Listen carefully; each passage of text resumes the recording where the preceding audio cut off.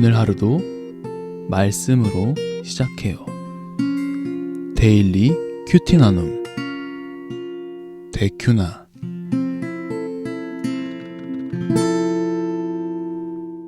참 좋으신 하나님 아버지 감사합니다. 오늘도 주님의 말씀을 통하여서 당신의 뜻을 발견케 하시며 온전히 주님 뜻대로 순종하며 살아갈 수 있도록 인도하여 주시옵소서. 예수 그리스도의 이름으로 간절히 기도드렸습니다. 아멘.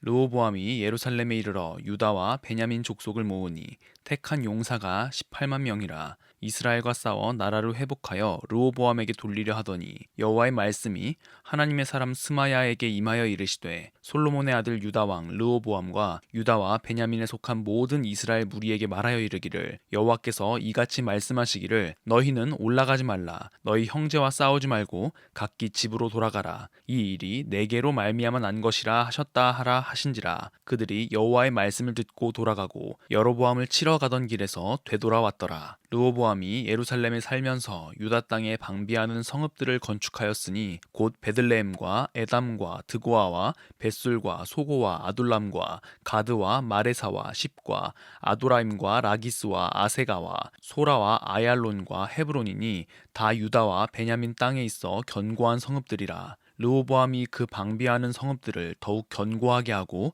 지휘관들을 그 가운데에 두고 양식과 기름과 포도주를 저축하고 모든 성읍에 방패와 창을 두어 매우 강하게 하니라. 유다와 베냐민이 르호보암에게 속하였더라. 온 이스라엘의 제사장들과 레위 사람들이 그들의 모든 지방에서부터 르호보암에게 돌아오되, 레위 사람들이 자기들의 마을들과 산업을 떠나 유다와 예루살렘에 이르렀으니 이는 여로보암과 그의 아들들이 그들을 해임하여 여호와께 제사장의 직분을 행하지 못하게 하고, 여로보암이 여러 산당과 수렴소 우상과 자기가 만든 송아지 우상을 위하여 친히 제사장들을 세움이라. 이스라엘 모든 지파 중에 마음을 굳게 하여 이스라엘의 하나님 여호와를 찾는 자들이 레위 사람들을 따라 예루살렘에 이르러 그들의 조상들의 하나님 여호와께 제사하고자 한지라. 그러므로 3년 동안 유다 나라를 도와 솔로몬의 아들 르호보암을 강성하게 하였으니 이는 무리가 3년 동안을 다윗과 솔로몬의 길로 행하였음이더라. 르호보암이 다윗의 아들 여리못의 딸 마할랏을 아내로 삼았으니 마할랏은 이새의 아들 엘리압의 딸 아비하일의 소생이라. 그가 아들들 곧 여우스와 스마랴와 사함을 낳았으며 그 후에 압살롬의 딸 마아가에게 장가들었더니 그가 아비야와 앗대와 시사와 슬로밋을 낳았더라. 르호보암은 아내 18명과 첩 60명을 거느려 아들 28명과 딸 60명을 낳았으나 압살롬의 딸 마아가를 모든 처첩보다 더 사랑하여 르호보암은 마아가의 아들 아비야를 후계자로 세웠으니 이는 그의 형제들 가운데 지도자로 삼아 왕으로 세우고자 함이었더라. 르호보암이 지혜롭게 행하여 그의 모든 아들을 유다와 베냐민의 온 땅 모든 견고한 성읍에 흩어 살게 하고 양식을 후히 주고 아내를 많이 구하여 주었더라. 아멘. 오늘의 본문에서 르호보암은 이스라엘을 무력으로 통일시키려는 계획을 가지고 유다와 베냐민 족속을 모읍니다. 이때 여호와의 말씀이 하나님의 사람 스마야에게 임하죠. 하나님의 뜻은 4절에 기록하고 있는데요. 너희는 올라가지 말라. 너희 형제와 싸우지 말고 각기 집으로 돌아가라. 이 일이 내게로 말미암아 난 것이라. 이렇게 이스라엘이 남유다와 북이스라엘로 분열된 것은 바로 하나님의 뜻이니 무력으로 통일시키려고 하지 말라고 말씀하시는 거예요. 다행히 르호보암은 하나님의 말씀에 순종하여 무력을 행사하여 민족 간의 싸움을 일으키지는 않습니다. 이후에 르호보암은 예루살렘에서 살면서 유다 땅에 방비하는 성읍들을 건축합니다. 6절에서 10절까지 그 성읍들을 나열한 건데요. 르호보암은 그곳들을 더욱 견고하게 하고 양식을 저축하고 모든 성읍에 방패와 창을 두어 매우 강하게 하죠. 언제 일어날지 모르는 전쟁을 위한 대비였겠죠. 이러던 와중에 13절을 보면 온 이스라엘의 제사장들과 레위 사람들이 모든 지방에서부터 르호보암에게 돌아오는 장면이 펼쳐집니다. 그리고 역대기 저자는 그 이유를 14절에서 15절 이렇게 말하죠. 이는 여로보암과 그의 아들들이 그들을 해임하여 여호와께 제사장의 직분을 행하지 못하게 하고 여로보암이 여러 산당과 수렴소 우상과 자기가 만든 송아지 우상을 위하여 친히 제사장들을 세움이라. 여로보암이 여호와 하나님을 찾지 않고 우상을 섬기기 시작한 것입니다. 그리고는 하나님이 아닌 우상을 위한 제사장들을 세운 것이죠. 그래서 제사장들과 레위인들을 아주 내쫓아 버렸죠.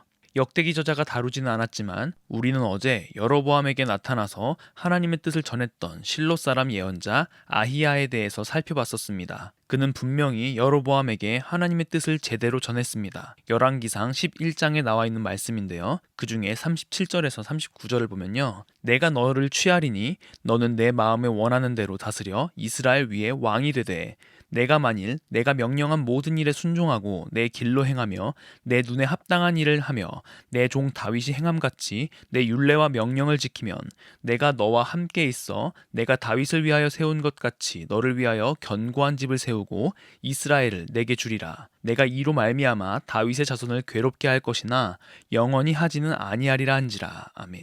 다윗이 행함같이 율례와 명령을 지키면 하나님께서 함께 하실 것이며 다윗처럼 견고한 집을 세우고 이스라엘에게 주겠다고 여로보암에게 말씀하셨습니다. 그런데 한 가지 더 분명한 것은 이것들을 통해서 다윗의 자손들을 괴롭게 할 것이지만 영원히 하지는 않을 것이라고 말씀하시죠.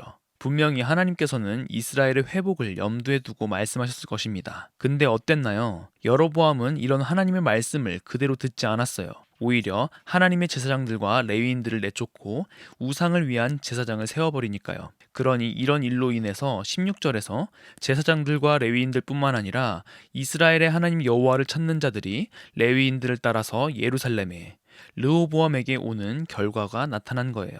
그래서 어떻게 됐냐면요. 17절인데요. 그러므로 3년 동안 유다 나라를 놓아 솔로몬의 아들 르호보암을 강성하게 하였으니 이는 무리가 3년 동안을 다윗과 솔로몬의 길로 행하였음이더라. 아멘.